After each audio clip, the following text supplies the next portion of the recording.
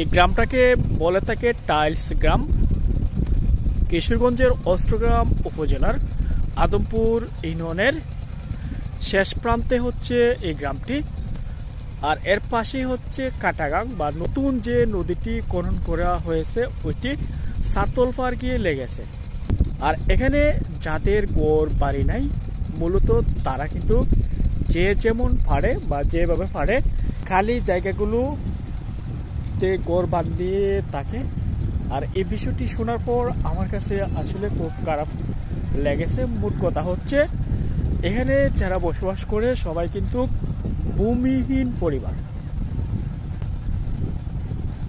আর এখানের যে পরিবারগুলো অনেক লো ক্লাস। আর আমার মনে হয় পাটি অঞ্চলে অনেকেরই ভূমিহীন জীবনযাপন আর অন্যের বাড়িতে থাকে। আর কাটাগাংয়ের বাঁধটা তৈরি হওয়ার ফলে কিন্তু এখানে অনেক মানুষের থাকার সুব্যবস্থা হয়েছে।